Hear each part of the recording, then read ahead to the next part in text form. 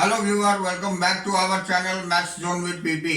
मैं संजीव कुमार आज आपको क्लास 12 की इतिहास बुक की चैप्टर 3 जो बंधुत्व जाति तथा वर्ग है उसकी पार्ट 2 की जानकारी देता हूँ। पार्ट 1 की लिंक आपको डिस्क्रिप्शन में मिल जाएगी, वहां जाकर के आप डिटेल इंफॉर्मेशन ले सकते हैं। तो आइए स्टार्ट होते हैं अब। हाँ, तो आज की टॉपिक है हमारी क्षेत्रीय राजा। तो आज मैं यहाँ से स्टार्ट होता हूँ। तो शास्त्रों के अनुसार केवल क्षेत्रीय राजा हो सकते थे, किंतु अनेक महत्वपूर्ण राजवंशों की उत्पत्ति अन्य वर्णों से भी हुई थी।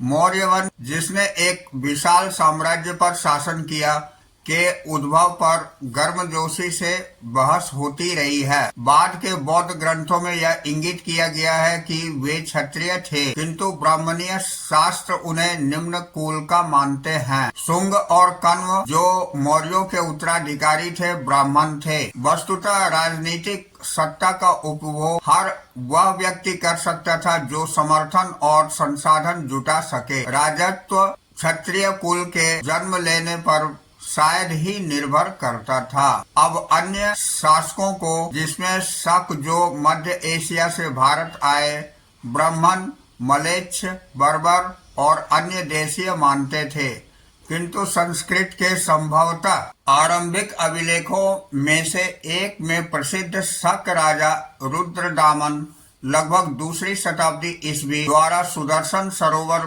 के जीर्णोद्धार, जो अध्याय 2 में इसका वर्णन मिलता है, इससे यह ज्ञात होता है कि शक्तिशाली मलेच्छ सांस्कृतिक परिपाटी से अवगत थे। अब एक और दिलचस्प बात यह है कि सातवाहन कुल के सबसे प्रसिद्ध शासक गौतमी पुत्र श्री सातकर्णी ने स्वयं को अनूठा ब्राह्मण और साथ ही क्षत्रिय के दर्प का हनन करने वाला बताया था। उसने यह भी दावा किया कि 4 वर्णों के बीच विवाह संबंध होने पर उसने रोक लगाई, किंतु फिर भी रुद्रदामन के परिवार से उसने विवाह संबंध स्थापित किए। अब जैसा आप इस उदाहरण में देख सकते हैं, जाति प्रथा के भीतर आत्मसात होना बहुधा एक जटिल सामाजिक प्रक्रिया थी। सातवाहन स्वयं को ब्राह्मण वर्ण का बताते थे, जबकि ब्राह्मणीय शास्त्र के अनुसार राजा को क्षत्रिय होना चाहिए। वे चतुर्वर्णी व्यवस्था की मर्यादा बनाए रखने का दावा करते थे, किंतु साथ ही उन लोगों से वैवाहिक संबंध भी स्थापित करते थे जो इस वर्ण व्यवस्था से ही बाहर थे। और जैसा हमने देखा, वह अंतर्विवाह पद्धति का पालन करते थे, न कि बहिर्विवाह प्रणाली का, जो ब्राह्मणीय ग्रंथों में प्रस्तावित है। अब हम अगली पॉइंट देखेंगे, जाति और सामाजिक गतिशीलता। तो आइए इसकी डिटेल जानकारी लेते हैं। तो ये जटिलताएं समाज के वर्गीकरण के लिए शास्त्रों में प्रयुक्त एक और शब्द जाति से भी स्पष्ट होती है। ब्राह्मणीय सिद्धांत में वर्ण की तरह जाति भी जन्म पर आधारित थी, किंतु वर्ण जहाँ मात्र 4 थे, वहीं जातियों की कोई निश्चित संख्या नहीं थी। वस्तुतः वहाँ जहाँ कहीं भी ब्राह्मणीय व्यवस्था का नए समुदायों से आमना सामना हुआ, उदाहरणतः जंगल में रहने वाले निषाद या फिर व्यवसायिक वर्ग जैसे सुवर्णकार, जिन्हें 4 वर्णों वाली व्यवस्था में समाहित करना संभव नहीं था, उनका जाति में वर्गीकरण कर दिया गया। वे जातियां जो एक ही जीविका अथवा व्यवसाय से जुड़ी थी, उनमें कभी कभी श्रेणियों से भी संगठित किया जाता था। हालांकि इन समुदायों के इतिहास का लेखा जोखा हमें कम ही प्राप्त होता है, किंतु कुछ अपवाद है, जैसे कि मंदसौर मध्य प्रदेश से मिला अभिलेख लगभग 5वीं शताब्दी ईस्वी। इसमें रेशम के बुनकरों की एक श्रेणी का वर्णन मिलता है, जो मूलतः लाट यानी गुजरात प्रदेश के निवासी थे और वहां से मंदसौर चले गए थे, जिसे उस समय दसपुर के नाम से जाना जाता था। यह कठिन यात्रा उन्होंने अपने बच्चों और बांधवों के साथ संपन्न की। उन्होंने वहां के राजा की महानता के बारे में सुना था, अतः वे उसके राज्य में बसना चाहते थे। यह अभिलेख जटिल सामाजिक प्रक्रियाओं की झलक देता है तथा श्रेणियों के स्वरूप के विषय में अंतर्दृष्टि प्रदान करता है। हालांकि श्रेणी की सदस्यता शिल्प में विशेषज्ञता पर निर्भर थी। कुछ सदस्य अन्य जीविका भी अपना लेते थे। इस अभिलेख से यह भी ज्ञात होता है कि सदस्य एक व्यवसाय के अतिरिक्त और चीजों में भी सहभागी होते थे। सामूहिक रूप से उन्होंने शिल्प कर्म से अर्जित धन को सूर्य देवता के सम्मान में मंदिर बनवाने पर खर्च किया। अब हम देखेंगे 4 वर्णों के परे एकीकरण।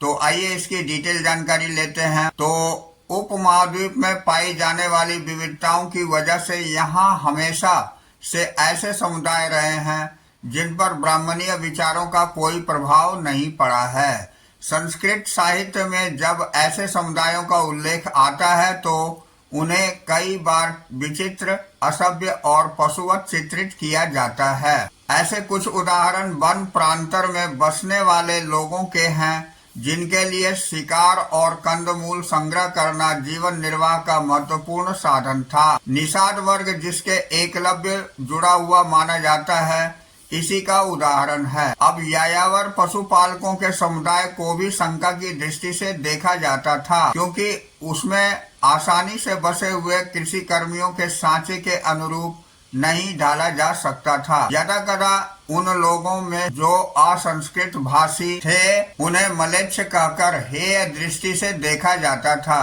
किंतु इन लोगों के बीच विचारों और मतों का आदान प्रदान होता था।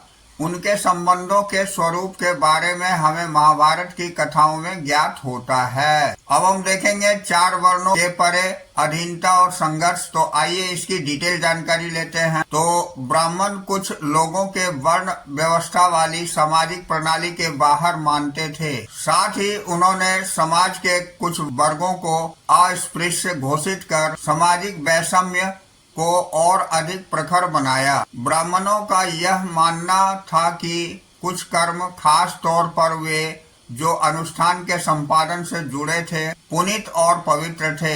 अतः अपने ही पवित्र मानने वाले लोग अस्पृश्यों से भोजन नहीं स्वीकार करते थे। पवित्रता के इस पहलू के ठीक विपरीत कुछ कार्य ऐसे थे जिन्हें खास तौर से दूषित माना जाता था। शवों की अंत्येष्टि और मृत पशुओं को छूने वाले को चंडाल कहा जाता था। उन्हें वर्ण व्यवस्था वाले समाज में सबसे निम्न कोटि में रखा जाता था। वे लोग जो स्वयं को सामाजिक क्रम में सबसे ऊपर मानते थे, इन चंडालों का स्पर्श, यहाँ तक कि उन्हें देखना भी अपवित्रकारी मानते थे। अब मनुस्मृति में चंडालों के कर्तव्यों की सूची मिलती है। उन्हें गांव के बाहर रहना होता था। वे फेंके हुए पत्तलों का इस्तेमाल करते थे। मरे हुए लोगों के वस्त्र तथा लोहे के आभूषण पहनते थे। रात्रि में वे गांव और नगरों में चल फिर नहीं सकते थे। संबंधियों से विहीन मृतकों की उन्हें अंत्येष्टि करनी पड़ती थी तथा बधिक के रूप में भी काम करना होता था। अब चीन से आए बौद्ध भिक्षु फा शियन लगभग 5वीं शताब्दी ईस्वी का कहना है कि अस्पृश्यों को सड़क पर चलते हुए करताल बजाकर अपने होने की सूचना देनी पड़ती थी, जिससे अन्य जन उन्हें देखने के दोष से बच जाए। एक और चीनी तीर्थयात्री स्वेन त्यांग लगभग 7वीं शताब्दी ईस्वी में कहता है कि बधिक और सफाई करने वालों को नगर से बाहर रहना पड़ता था। अब्राह्मणीय ग्रंथों में चित्रित चंडालों के जीवन का विश्लेषण करके इतिहासकारों ने यह जानने का प्रयास किया है कि क्या चंडालों ने शास्त्रों में निर्धारित अपने हीन जीवन को स्वीकार कर लिया था। यदा कदा इन ग्रंथों के चित्रण और ब्राह्मणीय ग्रंथों में हुए चित्रण में समानता है, परंतु कभी कभी हमें एक भिन्न सामाजिक वास्तविकता का भी संकेत मिलता है। अब हम अगली टॉपिक जन्म के परे देखते हैं। तो इसके अंतर्गत संसाधन और प्रतिष्ठा। तो आइए इसकी डिटेल जानकारी लेते हैं। तो यदि आप अध्याय 2 में वर्णित आर्थिक संबंधों पर विचार करेंगे तो देखेंगे कि दास, भूमिहीन, खेतिहर मजदूर, शिकारी, मछुआरे, पशुपालक, किसान, ग्राम मुखिया, शिल्पकार, वणिक और राजा सभी का उपमहाद्वीप के विभिन्न हिस्सों में सामाजिक अभिनायक के रूप में उद्भव हुआ। उनके सामाजिक स्थान इस बात पर निर्भर करते थे कि आर्थिक संसाधनों पर उनका कितना नियंत्रण है। अब इन विशेष संदर्भों में इस बात का परीक्षण करेंगे कि संसाधनों पर नियंत्रण के क्या सामाजिक आशय थे। अब आइए अब हम अगला पॉइंट देखते हैं। तो संपत्ति पर स्त्री और पुरुष के भिन्न अधिकार। तो आइए इसकी जानकारी लेते हैं। अब हम महाभारत के एक महत्वपूर्ण प्रकरण पर विचार करेंगे। कौरव और पांडव के बीच लंबे समय से चल रही प्रतिस्पर्धा के फलस्वरूप दुर्योधन ने युधिष्ठिर को द्यूत क्रीड़ा के लिए आमंत्रित किया। युधिष्ठिर अपने प्रतिद्वंदी द्वारा धोखा दिए जाने के कारण इस द्यूत में स्वर्ण, हस्ती, रथ, दास, सेना, कोष, राज्य तथा अपनी प्रजा की संपत्ति, अनुजों और फिर स्वयं को भी दांव पर लगाकर गवा बैठे। इसके उपरांत उन्होंने पांडवों की सहपत्नी द्रौपदी को भी दांव पर लगाया और उसे भी हार गए। अब संपत्ति के स्वामित्व के मुद्दे जो इन कहानियों में वर्णित है, धर्मसूत्र और धर्मशास्त्रों में भी उठाए गए हैं। मनुस्मृति के अनुसार पैतृक जायदाद का माता पिता की मृत्यु के बाद सभी पुत्रों के समान रूप से बंटवारा किया जाना चाहिए, किंतु ज्येष्ठ पुत्र विशेष भाग का अधिकारी था। स्त्रियां इस पैतृक संसाधनों के हिस्सेदारी की मांग नहीं कर सकती थी, किंतु विवाह के समय मिले उपहारों पर स्त्रियों का स्वामित्व माना जाता था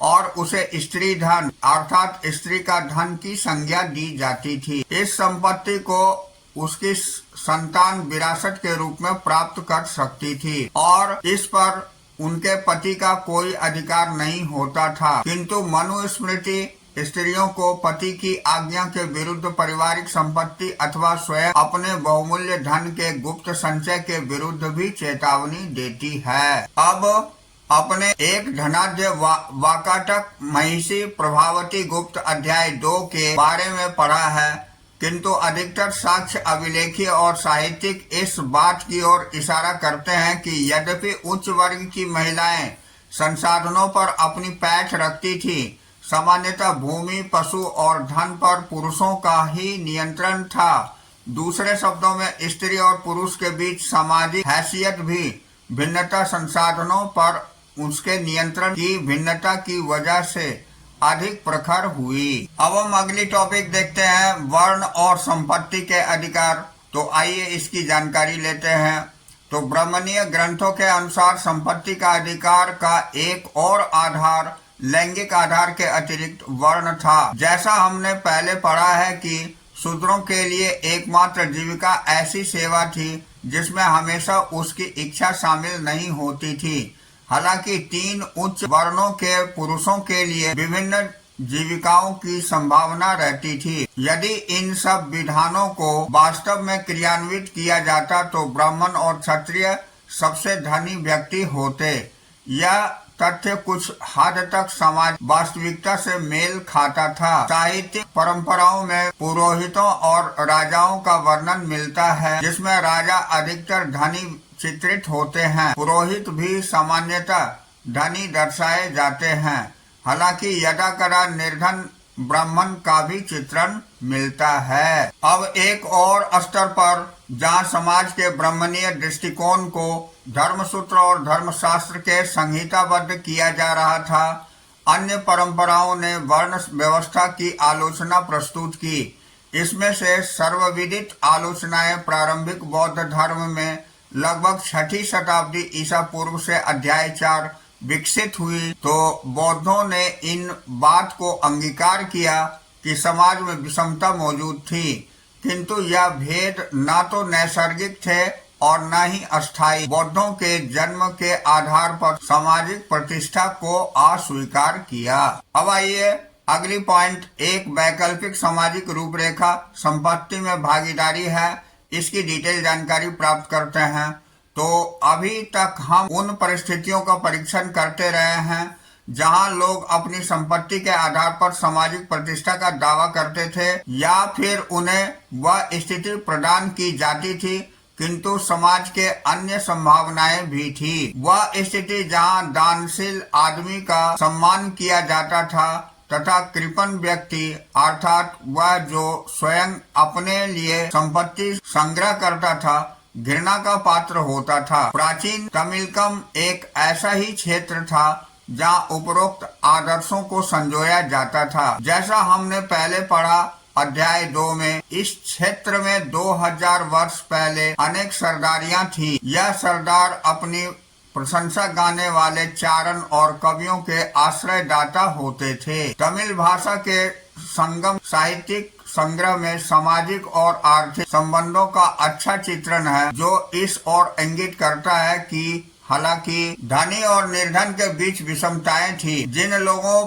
का संसाधन पर नियंत्रण था, उनसे यह अपेक्षा की जाती थी कि वे मिल बांटकर उसका उपयोग करेंगे। हाँ, तो अब आइए अब हम अगली टॉपिक सामाजिक विषमताओं की व्याख्या देखते हैं, जिसके अंतर्गत एक सामाजिक अनुबंध है। तो आइए इसकी डिटेल जानकारी प्राप्त करते हैं। तो बौद्धों के समाज में फैली विषमताओं के संदर्भ में एक अलग अवधारणा प्रस्तुत की। साथ ही समाज में फैले अंतर विरोधों को नियमित करने के लिए जिन संस्थानों की आवश्यकता थी, उस पर भी अपना दृष्टिकोण सामने रखा। सूत पीटक नामक ग्रंथ में एक मिथक वर्णित है, जो यह बताता है कि प्रारंभ में मानव पूर्णतया विकसित नहीं थे। वनस्पति जगत भी अविकसित था। सभी जीव शांति के एक निर्बाध लोक में रहते थे और प्रकृति से उतना ही ग्रहण करते थे जितना एक समय के भोजन की आवश्यकता होती है। किंतु यह व्यवस्था क्रमशः पतनशील हुई।